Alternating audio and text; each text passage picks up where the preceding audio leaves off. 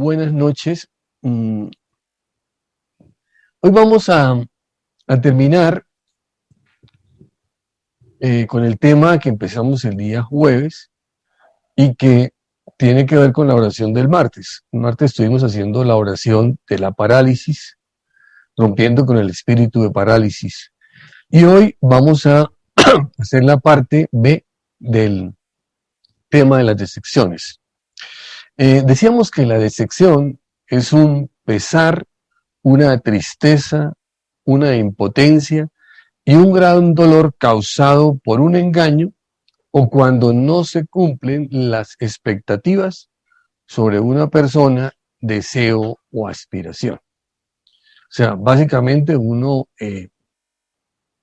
se siente mal porque algo que uno esperaba de una persona, de un proyecto, de un trabajo, pues las cosas no se dieron.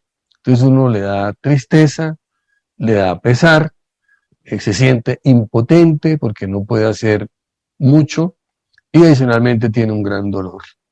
Si la decepción no logra bloquearse, neutralizarse y superarse, pues empieza a formarse algo que se llama una frustración.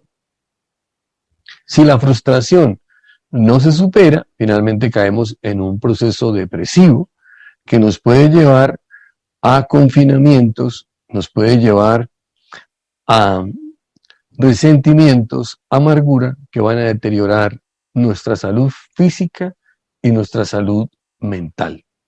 Entonces, la decepción sí es muy importante y está, como decíamos el jueves, está por todo el Evangelio regado. Está, si usted lo mira, está por todas partes. La mayoría de los casos que vimos y de los versículos tratados tenían que ver con el Antiguo Testamento. Pero lo importante de esto es para que nos demos cuenta cómo desde la antigüedad hasta nuestros días hay situaciones que se repiten y se repiten y se repiten. Vimos algunos casos de decepciones en la Biblia. El primero que se manifiesta que tuvo una decepción fue nuestro Padre Celestial. Él estaba muy feliz, él estaba muy contento con la creación, consideraba que era algo muy bueno. Pero más adelante, cuando Adán y Eva escuchan a la serpiente y desobedecen y se rebeldizan contra Dios, pues él ya se siente decepcionado. Y más adelante, la descendencia de Adán y Eva empezaron a mezclarse unos con otros y finalmente dice que todos los pensamientos de las personas y todo lo que las imaginaciones de ellas eran de continuo al mal. Y dice una palabra al final de Génesis 6, versículo 6. Dice, se le partió el corazón. Dice, se le partió el corazón al Señor. En otra versión dice, sintió una gran tristeza y sintió mucho dolor. Porque obviamente, pues él no esperaba que esto fuera a terminar en lo que terminó. Entonces, es una cuestión bien importante cómo la creación de Dios, que era perfecta. O sea, lo que Dios hizo, dice que Él se sintió satisfecho. Lo que hemos hecho es muy bueno. O sea, uno a rato se puede sentir muy satisfecho de algo que hizo, un proyecto, un trabajo de sus hijos. Y obviamente usted se siente muy contento. Pero más adelante viene un agente externo, en este caso la serpiente, y empieza a meter en una serie de factores adicionales que van dañando el trabajo que Dios había hecho. Y fue tanto ese proceso de deterioro, creció tanto eso, que dice que todo pensamiento y toda imagen o imaginación que tenían las personas eran hacia el mal. Entonces esto causó, tal como está la definición, causó una decepción en el Padre Celestial. También vimos cómo algunos padres se sintieron defraudados de sus hijos. Y hablábamos del profeta Samuel, que fue juez de Israel. Dice que él envejeció y repitió el mismo modelo del sacerdote Elí. Él era muy joven cuando los hijos del sacerdote Elí, que estaban ahí al servicio del templo, ¿cierto? Dice que como digamos que cogían las ofrendas y abusaban del personal que servía en el templo. Y obviamente, pues él viendo ese reflejo, pues parece que no tomó los correctivos necesarios. El profeta Samuel era un hombre muy santo, muy dedicado a su ministerio, pero parece que no fue como el padre apropiado que dieran las orientaciones indicadas, viendo lo que había pasado con su maestro, el sacerdote Elí, y cómo los hijos de él se habían completamente desviado del correcto servicio del Señor. Dice que él, viendo esto, no tomó los correctivos necesarios y obviamente puso a sus hijos también en el sacerdocio, pero finalmente estos obviamente no hicieron lo que hicieron los hijos del sacerdote Elí, que se robaban las ofrendas y abusaban del personal que servía en el templo. Pero estos no hicieron eso, pero hicieron otra cosa que es igual de malo. Dice que se aprovechaban de su puesto en el sacerdocio, aceptaban sobornos, se dejaron llevar por la avaricia y pervertían la justicia que tenían que impartir al pueblo de Israel. Entonces vemos que también, finalmente, así como el sacerdote Elí se sintió defraudado de sus hijos por todos los comentarios que la gente le daba a él, igualmente le pasó al profeta Samuel. Igualmente también vimos cómo David se sintió decepcionado de su hijo Absalón, el cual se rebeló contra él, quiso destronarlo, quiso matarlo, quiso destronarlo, e hizo una guerra civil dentro del mismo Estado de Israel. Y dice que él sentía un gran aprecio por su hijo porque era una persona que tenía un gran liderazgo, que tenía una buena presencia física, pero finalmente en su corazón había un proceso de rebelión contra su padre. También vimos otro ejemplo, el caso del hijo de mayor de Jacob. El hijo de mayor de Jacob, él cuando estaba bendiciendo a sus hijos en su lecho de muerte, le dice a Rubén que él era el primer vigor de sus lomos, que era el primero, el primogénito, porque fue el primer hijo que tuvo con cualquier mujer, pero que él había perdido el lugar y la importancia porque él era como un torrente incontenible. Cuando uno se imagina un torrente incontenible, se imagina algo que todo lo que coge a su paso lo destruye completamente, ¿sí? Entonces no se puede controlar. Usted puede tener un torrente controlado que puede generar una turbina, energía o algún tipo de movimiento, pero cuando es incontrolado se lleva la turbina, se lleva todo y destroza todo. Entonces dice que era un torrente incontrolado porque no había respetado el lecho de su padre y había tenido relaciones con una de sus concubinas. Entonces también Jacob se siente decepcionado de su hijo. También vimos cómo Moisés se sintió decepcionado del pueblo de Israel porque él, digamos, por mandato de Dios lo llevaba de Egipto a la tierra de Canaán.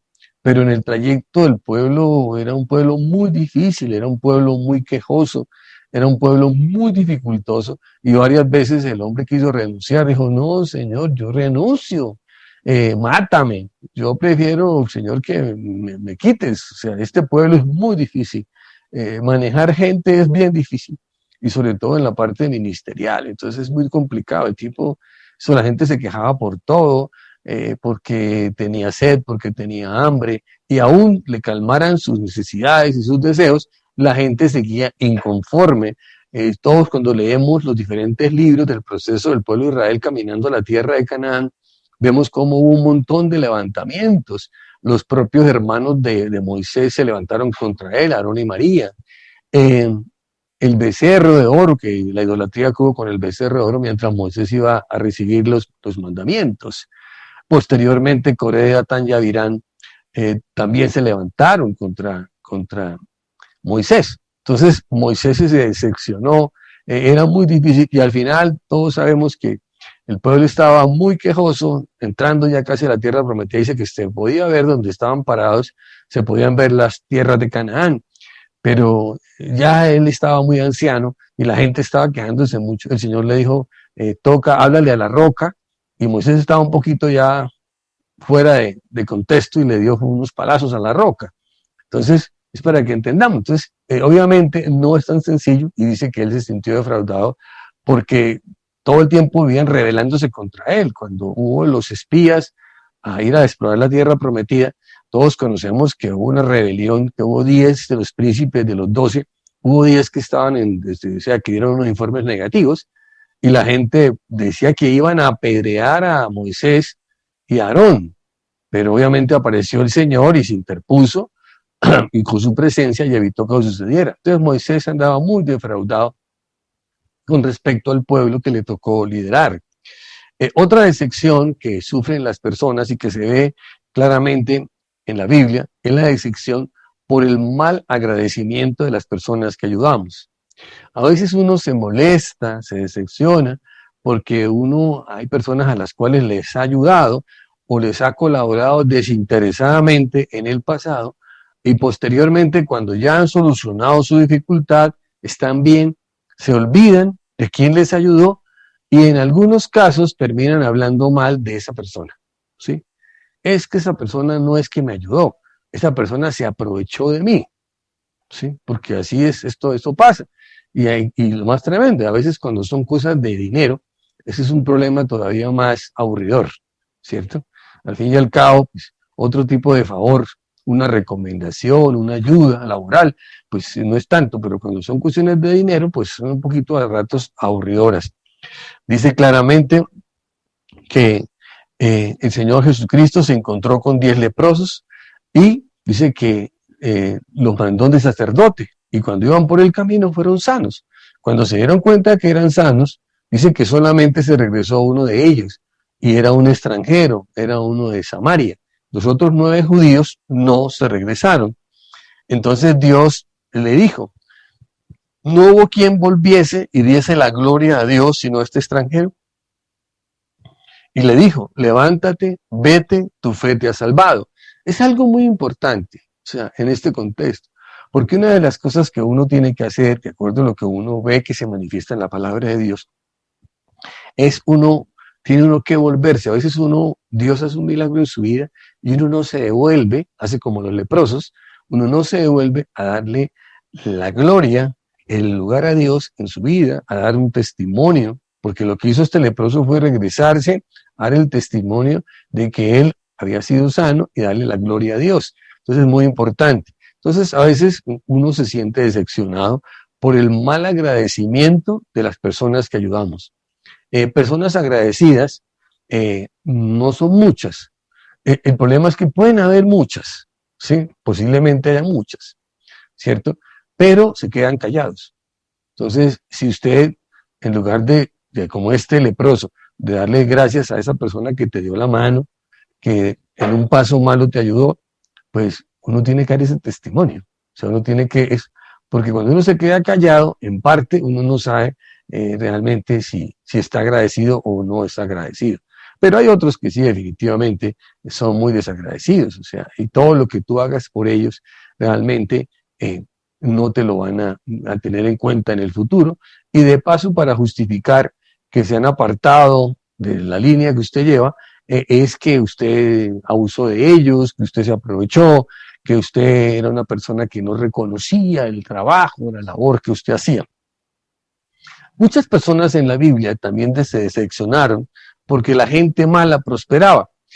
Yo estuve, dentro de preparando el tema de hoy, estuve analizando varias cosas, porque Jeremías tenía razón, ¿cierto? Jeremías dice en Jeremías 12, versículo 1, dice que él se presentaba delante de Dios para que Dios le hiciera justicia en todos los casos que llevaba delante de él. Entonces él le dice al Señor, déjame presentar esta queja, Señor. ¿Por qué los malvados son tan prósperos y por qué son tan felices los malignos? Y uno lo entiende. Es una cosa bien interesante. El Señor le responde de una manera muy especial, más adelantico en Jeremías 12:5, y le dice claramente, si te cansa competir contra los simples hombres, ¿cómo podrás correr contra caballos? Si tropiezas y caes en campo abierto, ¿qué harás en los matorrales cerca del Jordán? Entonces, lo que uno entiende claramente es que uno muchas veces establece un argumento, establece un juicio sobre una situación, un tiempo y una ocasión específica. O sea, que uno este tipo de juicios tiene que uno poderlos hacer, digamos, en un plazo largo, porque muchas veces si lo hacemos en un tiempo corto, solamente estamos viendo el lado de una moneda y todos sabemos que una moneda tiene dos lados, el cara y el sello, ¿sí? Entonces el escudo y el indio. Entonces claramente uno se da cuenta que tiene dos facetas. Entonces de pronto Jeremías, cuando estaba emitiendo este concepto, estaba en una situación difícil, estaba metido en una cisterna, estaba amargado por el maltrato que le estaban dando a él, primero uno, y dos, solamente se estaba fijando en el momento ahí. Más adelante, él mismo se da cuenta que claramente la maldad, la prosperidad de los malvados es como la flor de la hierba que hoy florece y mañana fenece, o sea, no es duradera. Y muchas veces lo que construyen su descendencia después lo destruye, porque es parte de ese escenario de dónde vino la prosperidad, de dónde nace esa prosperidad. Entonces es bien interesante. También había una grande sección, ¿cierto?, que está en el Salmo 49, versículos 16 al 20, de sección por la riqueza de los malvados. Entonces, pero aquí sí, el salmista, el que escribe este salmo, posiblemente el rey David, él sí se dio cuenta de lo que estábamos hablando. De pronto Jeremías, Job, cuando plantearon la prosperidad de los malvados, solamente estaban viendo la situación que estaban viviendo, un tiempo y una ocasión, y no pudieron ver el otro lado de la moneda. Entonces hay que esperar a cuando la moneda caiga para el otro lado, a ver si de pronto esa situación se sostiene en el tiempo o no. Obviamente el maligno también prospera, pero tarde que temprano los cobros del maligno sobre la persona, sobre su descendencia, van a llevar que esa prosperidad prácticamente fenezca, termina en una esclavitud. Entonces claramente en el Salmo 49, versículo 16 al 20, dice claramente el salmista: así que no te desanimes cuando los malvados se enriquezcan y en su casa haya cada vez más esplendor.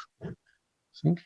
O sea, las fortunas mal obtenidas, ¿cierto? Producto de la corrupción, producto del robo, producto de la estafa, producto de negocios ilícitos. Eso no es de ahora, ¿sí?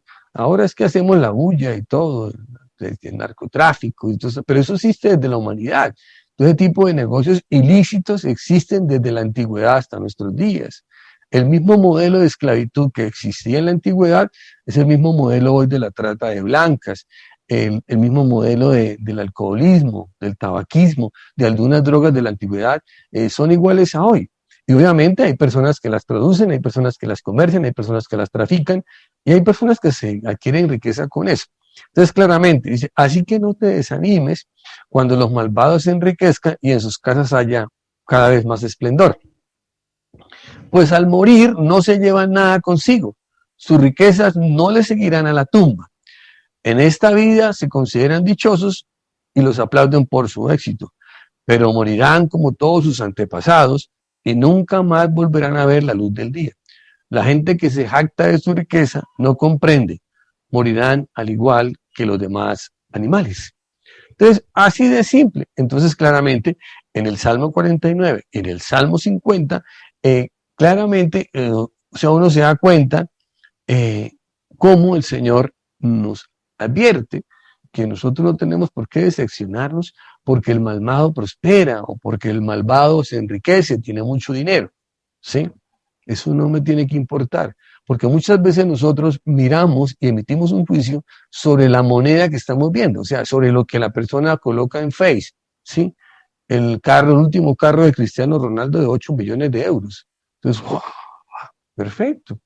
Sí, yo no sé, ¿cierto? Claramente dice la palabra de Dios que cuando uno tiene muchas riquezas, tiene que preocuparse por esa cantidad de riquezas. O sea, si tú tienes, por decir algo, 100 millones de dólares, pues tienes que preocuparte por cómo manejas esos 100 millones de dólares y que ojalá cada día crezcan y no decrezcan, ¿cierto? Pero si tú tienes 1.000 pesos en el bolsillo, te preocupas por 1.000 pesos, para que entendamos, ¿no? Entonces la preocupación del que tiene 100 millones de dólares no es igual a la preocupación de la persona que tiene 1.000 pesos, 10.000 pesos, 50.000 pesos, 100.000 pesos. Cada uno tiene una preocupación diferente. Y a ratos, como dicen ahí, es mejor un bocadito en paz, que uno se lo pueda digerir, que uno lo pueda asimilar, que estar uno ahí como sacando tanta cosa en Face de cuánta es su riqueza. Entonces uno no se tiene por qué decepcionar de la riqueza de los malvados. Y finalmente, Habacuc le decía al Señor, la mayoría eran profetas de Dios, le decían al Señor porque era el profeta Samuel, el profeta Isaías, el profeta Jeremías, y ahora Habacuc. Dice claramente, dice Habacuc el profeta, y él se quejaba y decía, Señor, estoy decepcionado por la maldad. No puedo creer, Señor, tanta maldad. Dice, ¿hasta cuándo debo pedir ayuda, Señor? Pero tú no me escuchas. Hay violencia por todas partes. Clamo, pero tú no vienes a salvar. ¿Tendré siempre que ver estas maldades? ¿Por qué debo mirar tanta miseria? Donde quiera que mire, veo destrucción, violencia y destrucción y violencia. Entonces, un contexto bien importante de entender desde la antigüedad hasta nuestros días. Claramente el profeta habla de maldad, habla de miseria, habla de destrucción y habla de violencia. O sea, para que nos demos cuenta que este proceso delictivo que existe hoy en todos los países del mundo, los más desarrollados, los menos desarrollados, pues realmente eso es muy antiguo, ¿sí? Entonces uno empieza a darse cuenta que, porque a veces la gente dice, no, eso usted que hace buscando de iglesias, usted que hace buscando de Dios, eso no se necesita, hagamos aquí el yoga, hagamos aquí el desdoblamiento, hagamos aquí el chi, el chan, lo que sea, el yin, yen, lo que tú quieras, y todo ese tipo de cosas. Pero hay algo bien interesante, eso no va a quitar lo que está pasando en el ambiente, ¿sí? Lo que sí podemos hacer es orar para que esa violencia que se está moviendo allí no nos toque, ¿cierto? O que su impacto sobre nosotros sea menor. Y que las autoridades puedan realmente cada día ser más efectivas en su papel de controlar esa violencia desordenada que hay en todas partes. Pero hay una violencia que no tiene nada que ver con la delincuencia o con la riqueza de los malvados. Es una violencia que va asociada a las personas. Decía Habacuc en el mismo capítulo 1, dice, estoy rodeado de gente que le encanta discutir y pelear.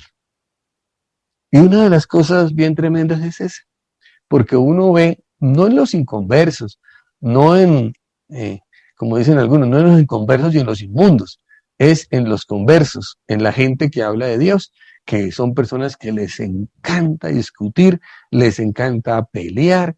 Eso andan peleando ahora que si la vacuna, que si sirve, que no sirve, que la eficiencia, que la no eficiencia, porque es que eso genera rating, eso genera o sea, y sacan un montón de desinformaciones por el Face y la gente repite cosas, que la vacuna no sé qué, que tiene un chip y el chip para controlarnos, que Bill Gates mandó a colocar ese chip en las vacunas y un montón de cosas. Y la gente empieza a discutir que sí, que no, y algunos hasta a pelear. Ah, yo no me voy a vacunar. Bueno, está bien, no se vacune, es una decisión suya, si se vacuna o no se vacuna, pero a la gente le encanta ¿qué? Discutir y pelear. Hay gente que está discutiendo porque no la vacunaron y resulta que hace unos días estaba diciendo que no se quería vacunar porque esas no eran seguras, que eso no, que no es seguro. Hay toda una discusión sobre la eficiencia de las vacunas, que si son eficientes por 6 meses, por un año, si toca volver a vacunarnos en un año, eso no lo sabemos, ¿sí? Por lo pronto está en ese proceso a nivel, digamos, a gran escala. Pero a la gente le encanta ¿qué? Discutir y pelear. Todos saben, todos son infectólogos, todos son médicos, todos saben de vacunas, saben más que los de Pfizer, saben más que los de Moderna, saben más que todos de las empresas, que la Sinovac, que es China, que apenas tiene el 50% de efectividad. Resulta que sí, ya cumple, entre el 50 y el 90, no hay un rango específico. Bueno, listo, que sirve o no sirve, pero entre no tener nada y tener algo que es el 50%, le estoy reduciendo la posibilidad, ¿cierto? La probabilidad del virus en un 50% o menos, porque si la probabilidad es del 80, del 70, entonces ya es menos la probabilidad de que me dé esa enfermedad a mí, con respecto a aquel que no se quiere colocar nada. Entonces la gente está en toda una discusión, yo no me dejo aplicar la Sinovac, esta China no sirve, entonces yo no me dejo aplicar sino la de tal y tal, y sí estamos en eso. Nosotros somos así, nosotros somos así.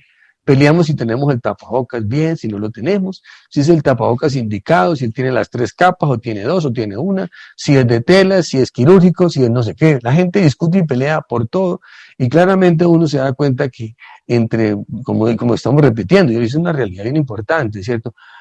Quietico y calladito se ve más bonito. Dice, la ley se ha estancado. ¡Guay! Estaba hablando de la ley, ¿cierto? La ley se ha estancado y no hay justicia en los tribunales. Parece que estuviéramos hablando de aquí de nuestro país hoy, porque una de las grandes quejas es que la ley se ha estancado, ¿cierto? Y no hay justicia en los tribunales. Hay muchos jueces corruptos, ¿cierto?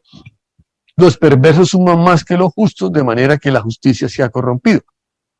Parece ser que la justicia está corrompida desde Habacuc y posiblemente desde antes, ¿sí? Entonces, como el cuento, cuando a veces se escucha uno por la televisión, cuando salen algunos jueces ofendidísimos porque alguien del gobierno o alguien importante no quiere cumplir una tutela, salen siempre con el mismo cuento, ¿no? Es que hay que respetar la majestad de la ley del hombre, ¿no? Hay que respetar la majestad de la ley. Pero es que esa ley la aplica un hombre, que posiblemente, como dice Habacuc, está corrompido y ha recibido CBY, como lo recibió los hijos del profeta. Entonces, claramente, uno le parece increíble todo esto, el profeta Samuel, uno le parece increíble todo eso, pero eso no es de ahora, no estamos levantando de pronto un testimonio inválido contra alguien, ni más faltaba, no es nuestro objeto, pero sí claramente queremos decir que todas estas cosas, que la ley no es eficiente, que la ley está corrompida, o sea, el encargado de aplicar la ley, y obviamente está hablando de la ley del hombre. Por eso, algunos que obviamente no les parece buena la ley del hombre, también hablan mal de la ley de Dios. Entonces, claramente la ley de Dios se desarrolla dentro del aspecto de nuestro ser, espíritu, alma y cuerpo, pero específicamente en nuestro espíritu. Entonces, es la ley de Dios espiritual para su pueblo, aplicable a todas las cosas. Cuando uno se pone a mirar la palabra de Dios, la palabra de Dios abarca todos los escenarios de la vida, ¿sí?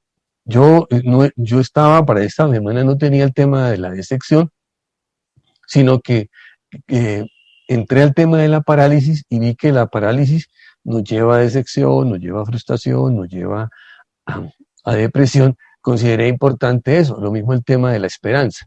El tema de la esperanza pues no estaba en mi escenario, y obviamente contra la decepción no hay ley, en la ley del hombre no hay nada, ¿sí? Estoy decepcionado, ¿qué hago? ¿Sí? Y la persona que me decepcionó fue mi marido, mi mujer.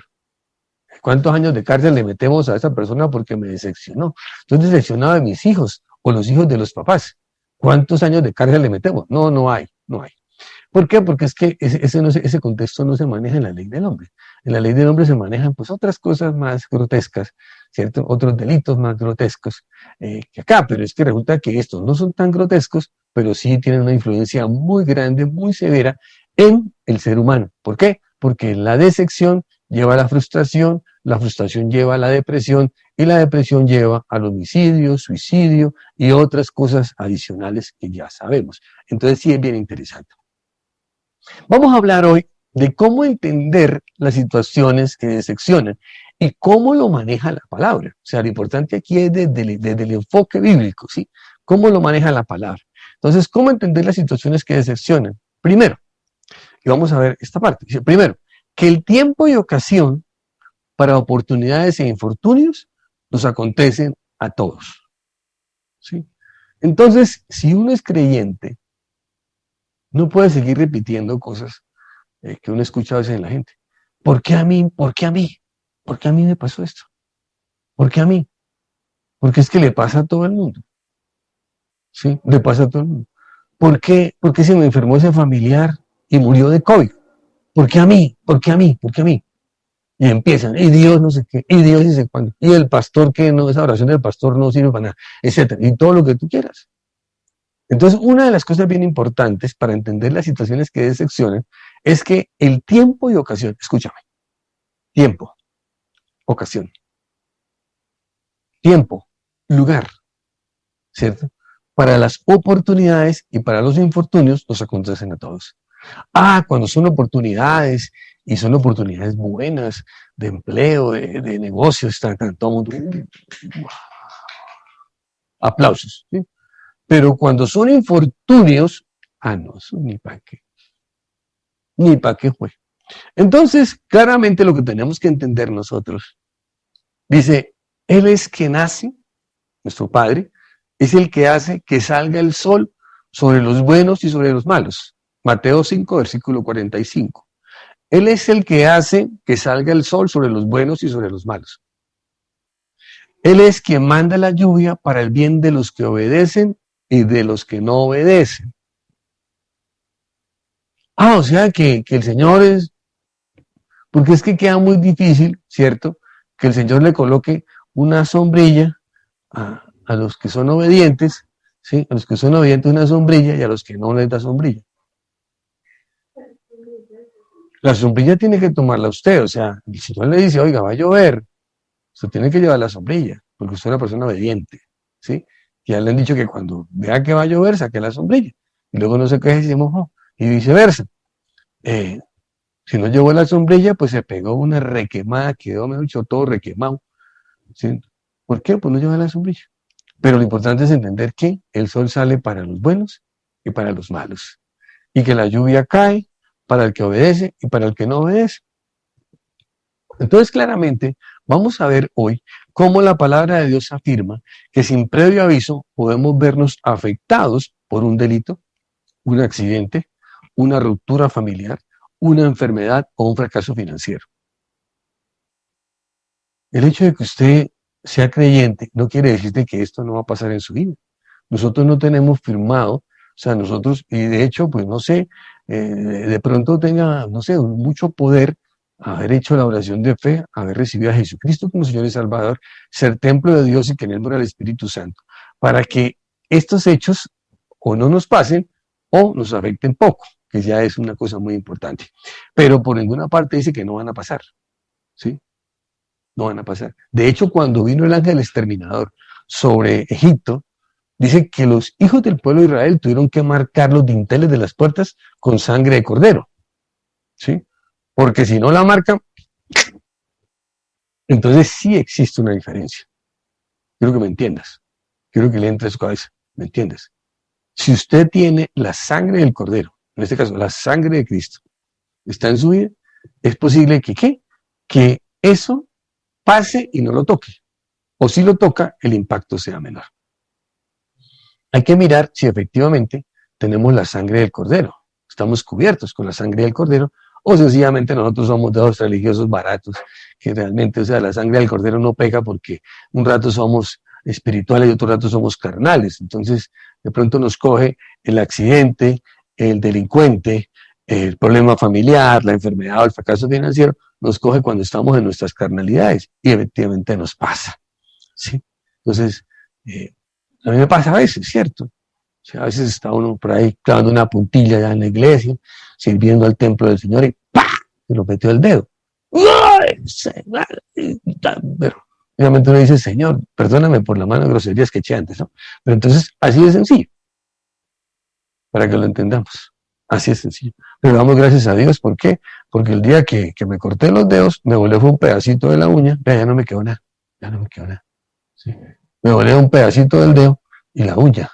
Y esta me lo enterré aquí. Aquí sí quedó la señal. No se alcanza a ver ahí la señal. Pero no pasó nada. Ya estamos más de bonito. Me quedó una mosquita. Chévere la mosquita que me quedó en el dedo. Pero no me pasó gran cosa, ¿cierto? Sí, un poquito estrafalario la cosa, la botada de sangre. Esta zona de los dedos es muy rica en vasitos y eso arma un escándalo, me hubieran metido en un puñaladón, ¿sí? Entonces, así fue. Entonces, claramente tenemos que entender. Y obviamente si pasa eso, eso genera en nosotros mucha angustia y decepción en la vida. Pero lo que tenemos que entender es que a todos nos llega el mal momento y algún suceso imprevisto.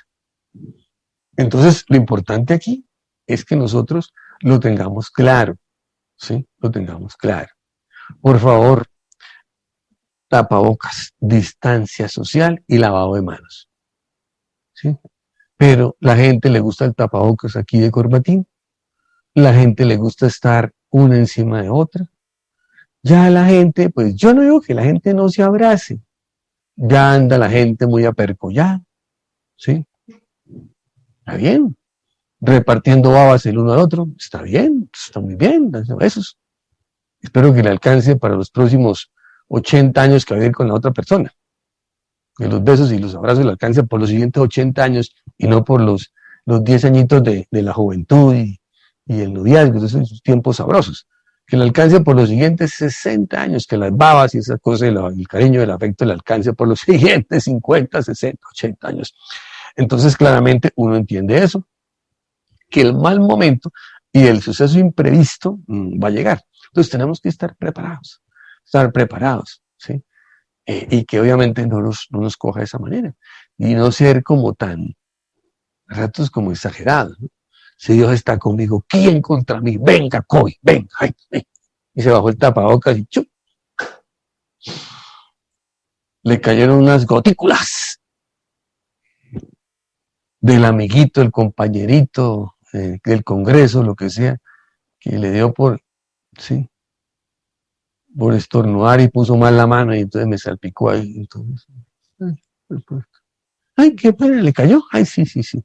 Entonces, para que lo entendamos, eso es muy sencillo. Dice Eclesiastés 8, 9, versículo 11. Eclesiastés es un libro fabuloso. Este libro fue escrito por Salomón después de que ha metido los guayos hasta el fondo. Y luego se arrepintió. Lo escribió en el proceso de arrepentimiento de Salomón. Después de que se dedicó a adorar todos los ídolos que pudo. ¡Ah! El sabio Salomón. El riquísimo Salomón. Eso adoró a todos los que quiso. Y después se dio cuenta que sí, que le han barrado. Entonces escribe Eclesiastés. Entonces dice Eclesiastés. Y lo escribe con una, o sea, Eclesiastés 9, versículo 11. Dice, me fijé que en esta vida la carrera no la ganan los más veloces. Interesante. Si usted coge esto y se va con el cuento de Rafael Pombo, me parece que es Rafael Pombo, bueno, si no encuentro de niños, el de la liebre y de la tortuga, pues empieza a sentir la cosa, no hace sentido. Dice, me fijé que en esta vida la carrera no la ganan los más veloces, ni ganan la batalla los más valientes, porque a veces los valientes se exageran en la batalla, son los que quieren matar a todos, quieren acabar con todos, y resulta que de pronto viene por ahí una flecha, ¿sí? O de pronto se desencaba un hacha y sale volando el hacha y clavó en la frente, ¿cierto? Entonces dice que no ganan la batalla los más valientes, sino los más prudentes en la batalla. Entonces hay que saber ubicarse, ¿no? Pero los valientes son los primera línea, son los primeros que caen, los valientes, y le colocan ahí una medallita y van valientes. Sí, que tampoco los sabios tienen que comer. ¡Wow! Interesante. Ni los inteligentes abundan en dinero. No necesariamente todos los inteligentes son los que son los más ricos del mundo. Si usted se pone a mirar, los más ricos del mundo no fueron los más inteligentes. Muchas veces cogieron la idea de un compañerito de la universidad y la desarrollaron. O sea, realmente fueron desarrolladores y gestores. El inteligente fue el otro, el bombillo, ¿no? Antiguamente sí, el bombillo era el que desarrollaba la idea, ¿no? Entonces ahí está el nerd, el bombillo, es el más inteligente, pero no necesariamente es más rico, está pobre. Y el compañero que cogió la idea, que usted no es capaz, ¿y esto para qué servirá? El otro dijo, eso sirve como para esto, ¿sí? Y desarrolló la idea. Entonces también totalmente entendido. Ni los instruidos gozan de simpatía, sino que a todos les llegan buenos y malos tiempos. Entonces una de las cosas es que a todos nos llegan buenos y malos tiempos. En otra versión dice oportunidades e infortunios, en otra versión dice, sino que tiempo y ocasión acontece a todos. Y el concepto es ese, muy importante. El tiempo y ocasión nos acontecen a todos. Tiempo de oportunidades, tiempo de infortunios. Hay personas que nunca ven el tiempo de oportunidades, ni la ocasión. Es que a mí, no, solamente le pegan solo los infortunios. Entonces tiene usted que revisar, se tiene que revisar. Porque a lo mejor no es que no se hayan presentado las oportunidades, a lo mejor es que usted no las ha sabido enganchar, coger. ¿Sí? Espero mejor la siguiente, que es como más grande, ¿sí? Que le ofrecieron ahí un salario mínimo. No, voy a esperar la oportunidad donde me paguen 2. De un que se quedó esperando porque nunca llegó. Y cuando fue a averiguar por la de uno, ya otro la ha cogido. ¿Sí? Pero obviamente las desgracias sí, los infortunios sí los coge todos. O sea, hay gente que se coge todos los infortunios. ¿Sí? Y vive decepcionado. No, es que, mejor dicho, es la vida. No sé qué. Perfecto, pero es que ahí lo dice claramente la palabra en Eclesiastés 9, versículo 11, para poderlo entender. Esta pandemia nos ha pegado a todos, de diferentes maneras, pero nos ha pegado a todos. La pregunta que tenemos que hacernos es, ¿quién ¿En quién estamos soportados? ¿Sí? Y si estamos preparados para evitar que esta pandemia nos toque o nos afecte, y si nos afecta, que sea una cosa mínima y que no vaya a causar pues una fatalidad. Entonces, yo sé, o sea, yo sé cuáles son mis persistencias o comorbilidades que yo tengo. Entonces, si yo tengo algo, yo no puedo exponerme. De antemano yo sé que tengo que ser cuidadoso con eso. Hay gente que siempre sale con una simplura. ¿Y cuál es el miedo? ¿Y cuál es el miedo? No, pues el miedo es que la verdad, como dijo el rey Ezequías, creo que todavía no estamos preparados, creo que podemos hacer algo más. ¿Sí? Todos sabemos, la gran mayoría, la lamentable noticia de la muerte del apóstol Ale González, ¿cierto? Por COVID. Yo creo que él nunca pensó que sus viajes de compartir el Evangelio por Perú y últimamente por República Dominicana se fuera a contagiar de este virus, y una comorbilidad que él tenía de un viaje que tuvo a Chile, que le afectó los pulmones, finalmente fuera el detonante de lo que pasó. Una persona joven, llena de vida, y realmente pasó eso, junto a su esposa, porque él andaba con su esposa últimamente, ¿sí? Entonces, y su esposa también estuvo bastante grave, estuvo en cuidados intensivos, entubada, y fue una tragedia enorme. Entonces uno tiene que ser cuidadoso con eso. ¿Por qué? Porque como dice ahí, tiempo y ocasión para las oportunidades y los infortunios nos acontecen a todos.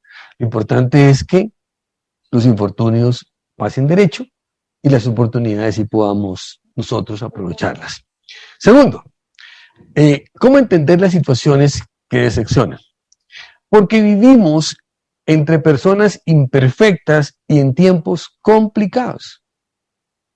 ¿Sí? Claramente, en los tiempos complicados son desde la antigüedad hasta nuestros días. ¿Sí? En este momento estamos en un tiempo de pandemia, en tiempo de recesión económica, en tiempo de reforma tributaria próximamente. ¿Sí? Van a dar un garrotazo a todos, pero bueno, no importa. Pero lo más importante es que vivimos, para entender las decepciones, es que vivimos entre personas imperfectas. Es que yo no puedo entender cómo me hizo eso. Yo no puedo entender, es que no me explico. ¿Por qué la persona actuó así? ¿Por qué me puso de fiador y no pagó y ahora me embargaron el sueldo a mí? Yo no puedo entender. Es que esa persona era muy correcta, esa persona era buena gente, esa persona... Yo no puedo entender, ¿sí? ¿Por qué esa persona me vendió algo que no servía y me la cobró a precio de que servía? ¿Sí? Yo no puedo entender cómo esa persona que le prestó un dinero no me lo pagó y ahora está diciendo que yo antes lo tumbé. Y así. O sea, y la gente todavía anda en esa, ¿no? Y se decepciona y se llena de amargura y ¿cierto? Y lo mismo, pues, con personas, con familiares. Yo no puedo entender. Yo no puedo entender. Yo no puedo entender por qué mi hijo me trata así. Si yo me di la pela toda la vida para que estudiara y tuviera el trabajo que tiene ahora, y ahora me botó en un asilo. Soy montones así. ¿Sí me entiendes? Entonces, es una cosa interesantísima. O sea, es una cosa interesante. Yo no puedo entender. Yo no puedo entender por qué no existe la honra a los padres. O sea, qué dificultad hay en que nosotros honremos a padre y madre. ¿Sí? Ahí hayamos tenido las dificultades que hayamos tenido. Ahora, pero cuando los padres son unas belleceras, uno no puede entender. Ay, ¿cómo lo entendemos? Porque somos personas imperfectas. O sea, no le busque un pelo al calvo. ¿Sí? O sea, lo único que le aparecen a uno son canas, vea, canitas ya de los 60 y tantos, vea, canas. Lo único que le aparece a uno. No le busque el pelo al calvo, ¿sí? Es como encontrarle un pelo a una bola de billar. ¿Sí? Entonces, ahí sí, como dicen ahí, entonces es muy difícil. Lo único que está claro es lo que plantea la palabra en el libro de Eclesiastés 7:20. Dice, sin embargo, plantea Salomón, no hay en este mundo nadie tan bueno, ojo, tan bueno que siempre haga el bien y nunca peque. Él no se estaba justificando.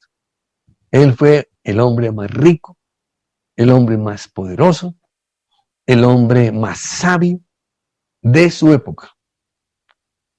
Dice en la historia que Salomón fue el rey más rico en su momento.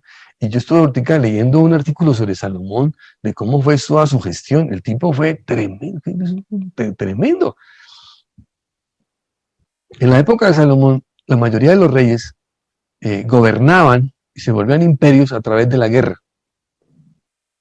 Salomón se volvió poderoso a través de la diplomacia. O sea, Salomón no peleó con nadie, el que peleó con todo el mundo fue el papá, eso sí, peleó hasta con el perro. ¿Sí? Pero Salomón no peleó con nadie, la diplomacia. Eso es diplomacia.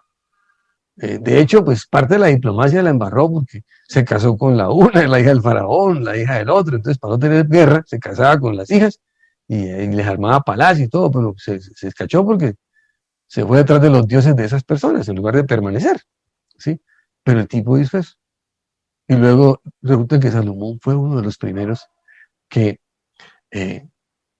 cogía materias primas, las transformaba y luego las vendía. Fue un hombre muy inteligente. O sea, sus diseños, tenía un montón de gente preparada, ingenieros, diseñadores, pintores, cantores, de todo. El tipo era muy inteligente. O sea, el tipo no se comía las empanadas. Él cogía el arroz, la harina, hacía la empanada y la vendía. ¿Sí? Y iba y le compraba otra vez el arroz. El tipo compraba materias primas y vendía productos procesados. El tipo es un poco de cosas ahí. Y el tipo era un comerciante tremendo. Y obviamente no era ningún bobo. Para que la gente no se fuera como animar, él reforzó una serie de ciudades bien reforzadas y les puso su buen ejército, lo repartió y ya nadie se animaba contra él. O sea, la gente prefería negociar con él que hacer guerra contra él. Entonces es algo interesante. Y él entonces dijo claramente, ¿por qué usted se defrauda, se decepciona de las personas? Si somos imperfectos. ¿Sí? ¿Por qué uno fracasa varias veces con lo mismo? En los negocios, con los hijos. Porque somos imperfectos. ¿Por qué Samuel, viendo el ejemplo del sacerdote Elí, va y comete el mismo error? Porque somos imperfectos. Samuel era un hombre tremendo en su oración. Dios lo escuchaba. Usted lo puede leer en Primera de Samuel. Dios lo oía. Pero ¿cómo es posible que eso, que tenga relación con Dios y no se dé cuenta que los hijos eran codiciosos, avariciosos, corruptos? No, ¿cómo es posible? O sea, si es que eso es como un demonio que se mueve alrededor de la gente, de que la gente la gente todo es la avivatada, mucho, yo soy el tipo más avivato, y yo hago plata como sea, y tal, y hago aparecer como que qué bendición de Dios. No, ninguna bendición de Dios. ¿Sí? Entonces, claramente uno lo entiende. Entonces uno no puede llamarse engaños. O sea, claramente uno, sí, porque es que a uno se le sale la chispa que alguien lo tumbe, lo estafe, lo robe y luego más encima hable mal de usted. Sí, claro, está bien. Pero no tiene por qué decepcionar, no le durar mucho las cosas, ¿sí? O sea, le dura poco. O sea, tome agüita y le pasa rápido. Pero hay gente que pasaron los meses y todavía está con la misma cosa y se secó de la piedra que tiene. No puede ser. ¿Que esa me la hayan hecho a mí? Pues sí, es que eso se lo han hecho a usted y a millones más. ¿Por qué? Porque tiempo y ocasión para oportunidades e infortunios nos acontecen a todos. Sí, lo que le pasó a usted le ha pasado a mucha gente durante siglos. ¿Cómo será que estamos hablando aquí del Antiguo Testamento y del Nuevo Testamento de hace 2000 años y más? Y estamos contando la historia. Y dice un hombre que fue el rey más rico de los reyes de su época, el más poderoso, el más sabio, y obviamente también el más mujeriego, porque tenía muchas viejas, ¿sí? El más mujeriego. Y dice el hombre, después de sus reflexiones y haber metido los guayos, ¿sí me entiendes? Este sí que tuvo de todo. De haber metido los guayos, dice, sin embargo, analizando todos los factores que he vivido y todos los factores que he visto, voy a escribir aquí en el libro de Eclesiastés, escrito hace muchos siglos, ¿sí? No sé cuántos. No me acuerdo si es 400 o más de Cristo, bueno, un montón, eso es una montonera. Dijo, no hay en este mundo Y él tenía que la sabiduría, la inteligencia, porque si hubo una persona que buscó un montón de factores que, digamos, que afectan al ser humano en todos los aspectos, porque uno lee los libros de él y empieza a encontrar un montón de cosas interesantes, en los cuales hoy hay muchas cosas hoy los psicólogos, los sociólogos, los psiquiatras toman y están basados en lo que él escribió. Obviamente, algunas plumas le cambian todo, así como yo hago a veces. Yo cojo un artículo y lo modifico, y le cambio el 50%, el 51% para evitar demandas, ¿cierto? Y ya el artículo es mío. ¿Sí? Pero todos miramos los libros de Salomón. Entonces dice aquí claramente, no hay en este mundo nadie tan bueno que siempre haga el bien y nunca pegue. Trayendo ese versículo tan pequeño y lo traemos al contexto de hoy. ¿Será que usted es tan bueno? Y si usted es tan bueno, ¿por qué si alguien le hace algo malo, por qué no es capaz de perdonar rápidamente y de pasar la hoja? ¿Por qué usted se deja llevar por la ira, por la rabia, por la amargura, por el deseo de venganza? ¿Sí? No hay nadie. Todos pecan. Ah, aquí me pusieron 1000 años antes de Cristo. O sea, estamos hablando de 30 siglos. 30 siglos que van esta vaina. Resulta que estuviéramos leyendo aquí. Entonces dígame, no hay nadie tan bueno que siempre haga el bien y nunca peque. Todos pecamos de pensamiento, palabra, obra, omisión. Alguna cosa uno peca. ¿Sí? ¿Cierto? Algunos de obra. Quedaron más retratados ahí, quedaron en video, quedaron en audio, en WhatsApp, en Face. Todos así es. ¿Sí? De obra. La fotomulta. Le sacaron la fotomulta en WhatsApp. De pecado. Le sacaron una fotomulta de pecado. ¿Sí? En WhatsApp. Se puso ahí de patanería, grosería y tal, y lo grabaron ahí, echando toda la patanería. Ay, pero esa persona parecía muy docente. Entonces lo grabaron y salió ahí con toda su grosería, que la lengua de porquería que tiene. O sea, que usted no puede abrir la boca porque, mejor dicho, salen todos olores pecaminosos de esa boca, de toda la grosería y inmundicia que hay en esa bocota. Toca ir rápidamente con un ambientador de olor ahí para tratar de que suavizarle la cosa. Así de sencillo. Entonces, claramente, ¿por qué nos decepcionamos tanto? Si es que estamos en medio de personas imperfectas y tiempos complicados. ¿Sí? Entonces nosotros tenemos que entenderlo. ¿Sí? Nada de lo que pasa hoy es nuevo. La estafa no es nueva. El robo no es nuevo. El adulterio no es nuevo. La mentira no es nuevo. El engaño no es nuevo. Y si no, vea las obras de la carne ahí, ¿cierto? Que están en la palabra de Dios, las obras de la carne. Ahí usted puede ver todo ese listado, ¿no? Creo que el libro de Gálatas está en Gálatas 5, y no estoy mal. Bueno, Gálatas 5:23, me dice aquí mi ayudante. Entonces, ¿ni para qué se pone usted a hacer las de que usted es muy bueno? Ahora, si usted es muy bueno, usted no le reclama a nadie, reclámele a Dios. Que hasta el bueno de Job terminó reclamándole a Dios. Y ese sí que era bueno. Entonces, bueno, era más o menos bueno. Tenía un alto porcentaje de ser bueno. ¿Cierto? Entonces, porque Salomón dijo, no hay ninguno. De él. Él menos que metió los guayos, el Salomón. Tercero, ¿cómo nosotros podemos entender las situaciones que nos decepcionan? Porque todos cometemos errores. Hay gente que quiere vender la idea de que como que no se equivoca, como que es que yo, la perfección, el éxito, ¿sí? Como que de la toma de decisiones, es que yo sí sé tomar decisiones, es que yo soy exitoso, es que tan. Pero si uno parte de un concepto, este es un concepto importantísimo, o sea, una cosa importantísima, ¿sí? Es que todos cometemos errores. Lo importante de esto, donde marca la diferencia los unos con los otros entre el exitoso y el fracasado, ahí sí entra el término ese, es que el exitoso comete menos errores que el fracasado. El fracasado prácticamente es de error en error. El exitoso coge su error y lo corrige y va cometiendo cada vez menos errores. Uno, número. Dos, ¿qué tipo de error?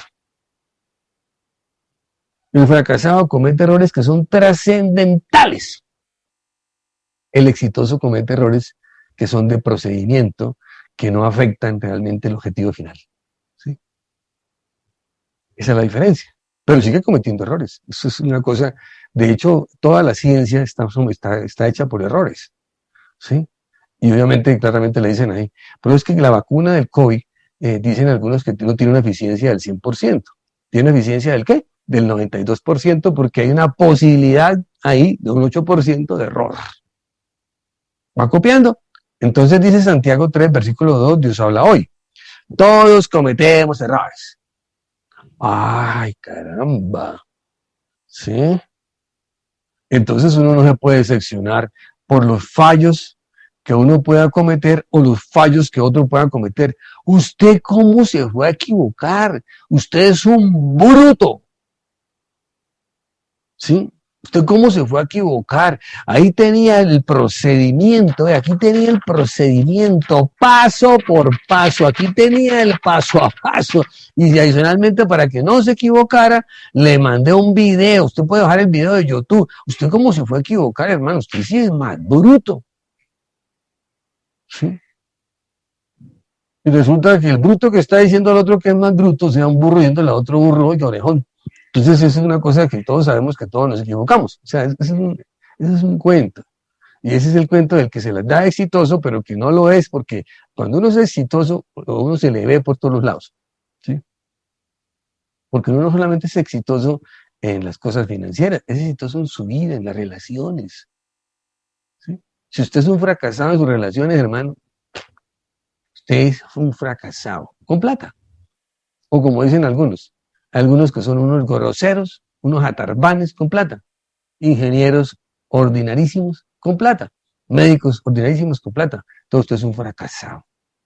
Esto es un fracasado como persona.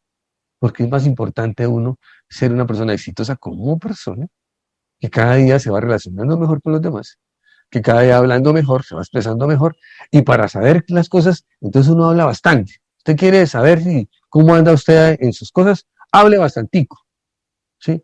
Y entonces uno se da cuenta, ay, Dios mío, horrible, ¿no? Entonces dice, todos cometemos errores, tropezamos, ofendemos. Ahora bien, si alguien no comete ningún error en lo que dice, es un hombre perfecto. Ya aquí claramente Santiago 3 lo lleva al término de lo que hablamos. Dice, de la abundancia del corazón habla la boca. Entonces, del término de lo que hablamos. Dice, si alguien no comete ningún error en lo que dice, es un hombre perfecto. Yo me fui a buscar qué quería decir eso, porque no lo entendía. Encontré en otra versión que dice una persona madura. Una persona emocionalmente, porque yo puedo decir que soy una persona madura porque tengo más de 60 años, ¿sí? Entonces digo, sí, yo soy maduro en mi cuerpo, físicamente, soy maduro, por no decir viejo. Tercera edad, anciano de Dios. ¿Sí? Entonces, somos viejos, para no decir viejos. A mí sí me gusta, a mí me gusta que me digan viejo, ¿sí? A mí no me ofende que mis nietos me digan el abuelo Charlie, a mí me fascina, a mí me da una cosa como extraña, el abuelo Charlie, el anciano de día Charlie, es chévere, entonces a mí eso no me ofende, hay gente que sí le ofende esa cosa, a mí no, de ninguna manera. Entonces dice claramente, dice, si alguien no comete ningún error en lo que dice, es un hombre perfecto. Entonces yo lo busqué, persona madura, pero no en lo físico, es en lo emocional y en lo espiritual. Y hay una clasificación, hay un rango, o sea, emocional, o sea, digamos, que sea maduro en mis emociones, en mis pensamientos, ¿sí? Porque una persona madura en sus pensamientos no es llevado a que a toda hora esté maquinando cosas hacia el mal. La persona, sí, le llega, le maquina, pero inmediatamente sale, reprendo en el nombre de Jesús, bueno, lo que sea. No, pero ¿cómo se le ocurre, hermano? Es el payaso, es el sinvergüenza que hace pensando en esas bobadas, hermano. Corta. Y ahí va, entonces usted va madurando. Y cada vez cuando viene nuestra vieja naturaleza a bombardearnos con lo viejo, ya uno, ya cada vez menos. Ya, entonces ya puede ver cosas y no se pone ahí, como dicen algunos. Hay personas que con los ojos empelotan al vecindario, ¿sí? Entonces ya en vez no le dejan la ropa interior. Y si maduran un poquito más, ya le dejan toda la ropa. Entonces ya usted ya maduró. O sea que usted ya no está pensando cosas, ya no está codiciando al vecindario. Así de sencillo. ¿Sí ve cómo es interesante la Biblia? Y espiritualmente hay una madurez. Hay personas que hablan, porque es que hoy en día están muy desvalorizados los dones del Espíritu Santo. O sea, se han desvalorizado tanto que cualquier persona, cualquier perico de los palotes, sin ninguna madurez espiritual y menos, digamos, emocional y espiritual, vive hablando de que vio, no sé qué, que le mostraron, que sí sé cuándo, que el Señor me dice para usted una palabra y yo soy perfecto. Y vamos a mirar, bueno, ¿y usted espiritualmente qué madurez tiene? ¿Sí? Madurez espiritual. O sea, como Moisés. Se nos tiene que ver eh, la madurez espiritual. Se nos tiene que ver Cristo en nuestra vida. Se tiene que ver la presencia del Espíritu Santo en nosotros. Entonces, eso es una cosa bien. La madurez espiritual es fuerte.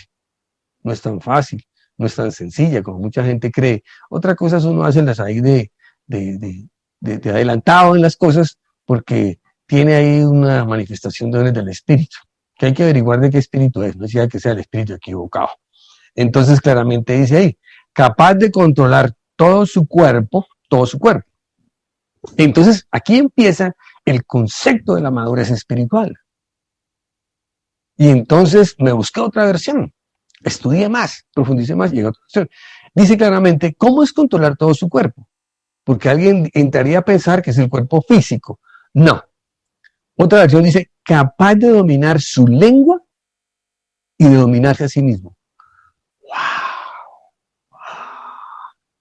Por eso le digo yo que hay un poco de maduros espirituales que tienen una lengua pero mortal. Es como espada, por todos lados tiene espinos. O sea, tiene filo por todos lados corta, pero para matar a todo el mundo. ¿Sí? Entonces dice claramente, capaz, primero habla de un hombre maduro, emocional y espiritualmente, y luego dice que es capaz de controlar, de dominar su lengua. Dicen que esa capacidad es tremenda. Podemos refrenarla, pero aquí avanza más. Ya no puedo solamente refrenarla, sino la puedo controlar.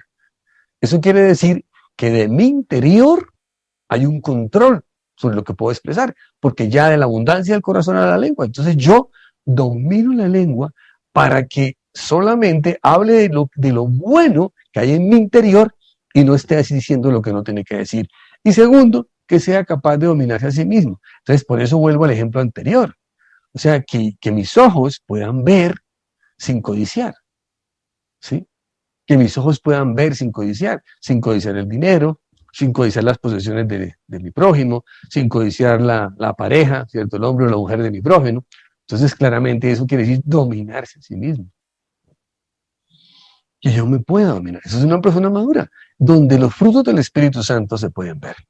¿Cómo puedo yo entender las situaciones que decepcionan? Porque entiendo que hay deseos que no se van a cumplir, que existe la posibilidad de que algunos de nuestros deseos no se cumplan, ¿cierto? Para que después no nos pongamos todos tristes y nos decepcionemos porque las cosas no se cumplieron. A veces nosotros somos como medio simplorianos, ¿sí? Sí, tú puedes escribir en un documento, en una oración, sobre primicias, alguna cosa con respecto a algo. Pero somos muy simplorianos. Ojo, yo estoy manifestando mi deseo. Pero como dijo el Señor Jesucristo, más grandes son tus caminos y tus pensamientos que mis pensamientos. Y dijo el Señor Jesús, estaba ahí en el monte de los olivos, y dijo algo muy importante. Este es mi deseo. Esta es mi voluntad. Pasa de mí este tiempo y esta ocasión, esta copa. ¿A qué se refiere la copa? ¿Sí? Pasa de mí este tiempo y esta ocasión. Padre, pero que no se haga mi voluntad, sino la tuya. Y lo que se expresa día a día es la manifestación de la voluntad de Dios. Gústenos o no nos guste. De pronto, para algunos, perfecto, tal como yo he solicitado en mi oración. Para otros, completamente diferente. Entonces no nos decepcionemos por eso, porque existe la posibilidad de que nuestros deseos no se cumplen y la esperanza que uno tiene de algo se frustre. Entonces uno no puede coger y engancharse con el planeta Tierra. ¿Sí? Uno no puede ponerse a pelear porque le negaron un préstamo que usted necesitaba, porque el viaje que usted tenía ya listo se dañó por el COVID, porque lo rechazaron para un empleo donde usted tenía uno de los mejores perfiles, porque la venta que le iba a permitir cuadrar el mes se cayó, porque una relación que uno tenía con alguien no se pudo restablecer. Entonces uno no puede, porque, porque uno está bajo ese concepto. ¿Sí? Tus pensamientos son más altos que mis pensamientos. Tus caminos son más altos que mis caminos. Tú, Señor, sabes y ves, sabes lo que me conviene y ves lo que yo no puedo ver. Porque tú estás, dice que Él tiene por estrado los cielos, ¿cierto? Por trono los cielos y por estrado la tierra. O sea, tú puedes ver lo que yo no puedo ver. Tú tienes una vista satelital. Yo tengo una vista humana. Y más encima, tú sabes lo que está escrito en el libro de la vida, de qué va a pasar adelante. Tú sabes lo que va a pasar. Entonces solamente tú lo sabes. Pero si yo me enfrasco en qué tal, pues termino decepcionado. Oye, oye. Bueno, vamos a dejar ahí porque si no terminamos a las 11 de la noche. Me quedé en la mitad del tema. Ahí donde usted está, Padre, te damos gracias, Señor, por tu palabra. Colocamos delante de ti, Señor, nuestras vidas. Yo sé, Padre Celestial, porque así lo he sentido. Y también he tenido momentos de decepción en el pasado y aún en estos días, por cosas que uno desea, Señor. Cosas que uno siempre ha deseado. Pero he entendido que a través de la oración constante, no la oración enérgica de un día, donde reprendemos, anulamos, cancelamos, decretamos un montón de cosas. No, he entendido, Señor, a través de la oración constante, no de días, de años, de cómo, Señor, tú cambias cosas que prácticamente se daban como un hecho casi que perdidas. Por eso entiendo, Señor, los tiempos tuyos. Acepto mi incapacidad porque lo he aceptado en oración. Acepto mi incapacidad a veces de poder corregir, arreglar cosas en mi familia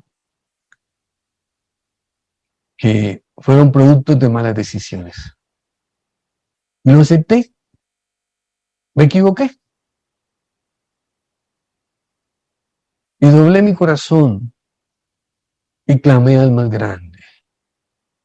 Y le dije, Señor, he intentado todas las que me sé, en la sabiduría humana, en mi capacidad humana. Y solamente sé que tú eres el que puede arreglar lo que yo no hice correctamente hace 20, 30, 40, más años. No puedo volver en el tiempo a arreglar eso, pero tú lo puedes arreglar.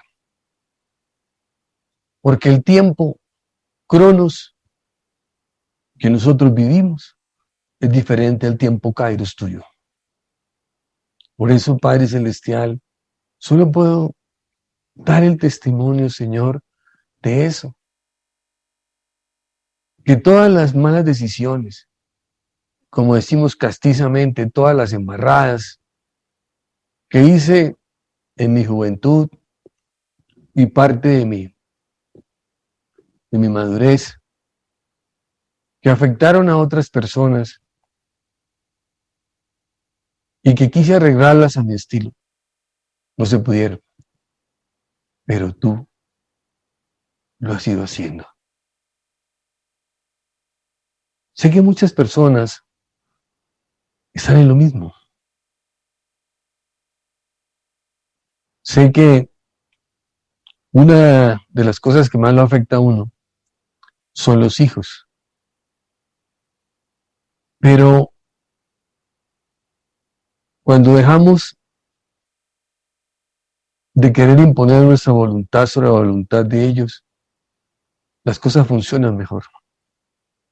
Cuando aceptamos que son tan imperfectos como nosotros y que porque el supuesto éxito haya tocado a nuestra puerta, no nos autoriza ni nos da ningún estatus para tratar de establecer un modelo sobre otro.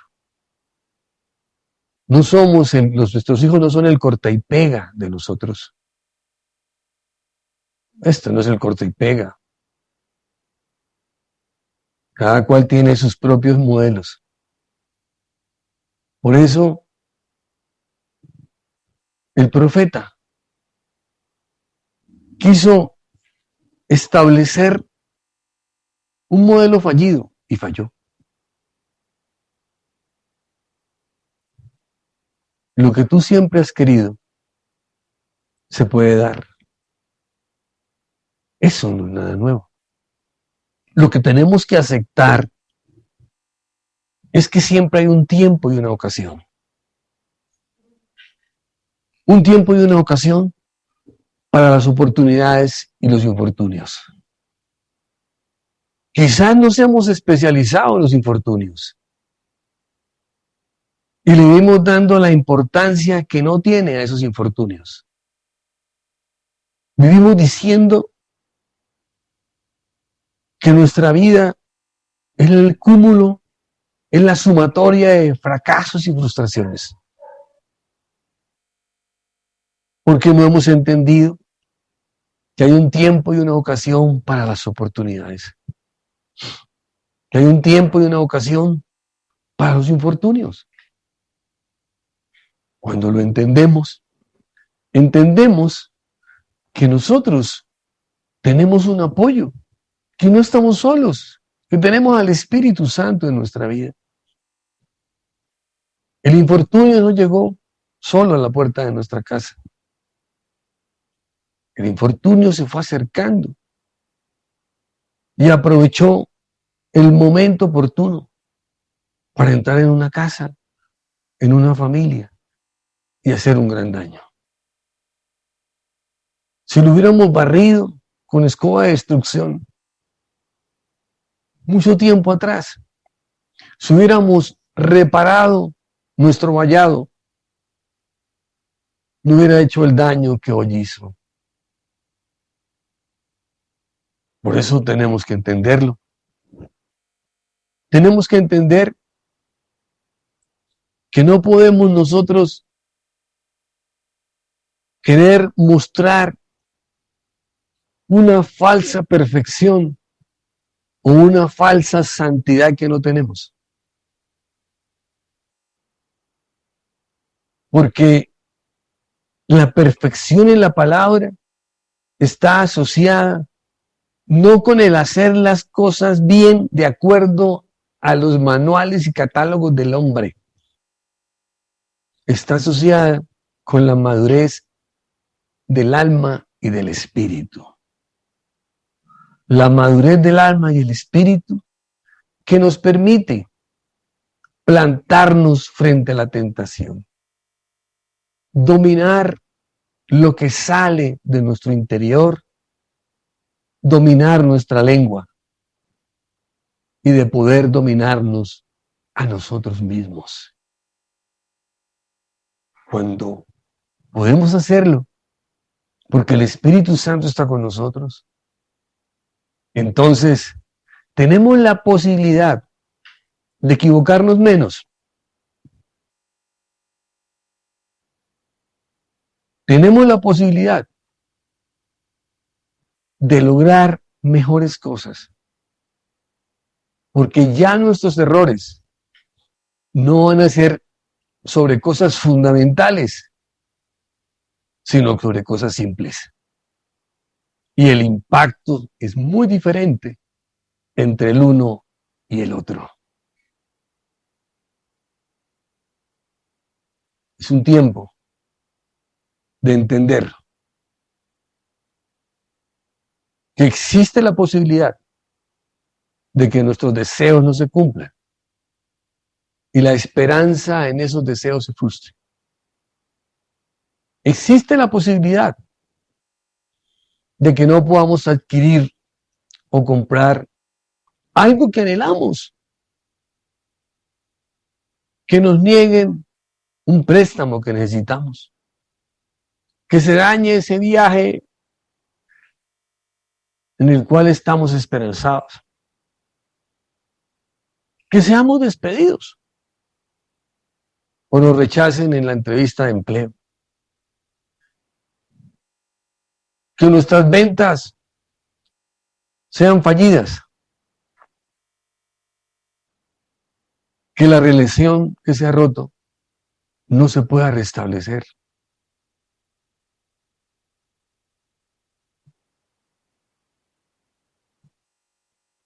Hay cosas que es mejor que no se restablezcan que vivir en la mentira o en la conveniencia. Padre, te damos gracias, porque en ti, Señor Jesús, estamos admitiendo que algunos hechos que han estado pasando en nuestra vida nos tienen decepcionados o decepcionadas. Pero cuando uno lo admite, el Padre puede trabajar con uno. Es el tiempo de reconocerlo. Es el tiempo de reconocer que nos hemos equivocado tantas veces en muchos aspectos de nuestra vida, pero que hemos reconocido delante de Dios eso. No solamente que hemos tomado malas decisiones, sino que hemos pecado contra ti, contra el cielo, Padre Celestial. Lo reconocemos. No tenemos por qué ocultarnos en un manto de inmundicia para tratar de justificar que somos mejores personas. Padre, tú te perfeccionas en mi imperfección. Tú no me buscaste porque era el que menos pecaba.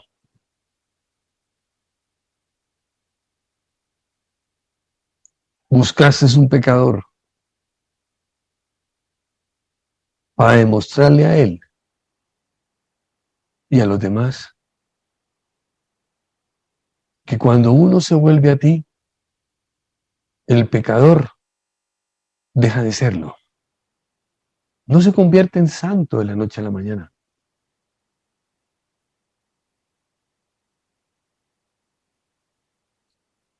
La mujer que iba a ser apedreada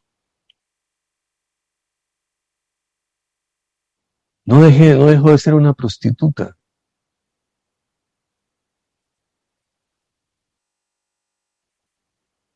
Pero cuando entendió el mensaje de Jesús, lo dejó de ser. Aquellos que le iban a apedrear aún siguen siendo pecadores. Es el mundo en el que estamos. Es un mundo, como decía Habacuc, en donde la maldad y la violencia se hacen pasar por personas honorables. Es un mundo de engaño. Por eso,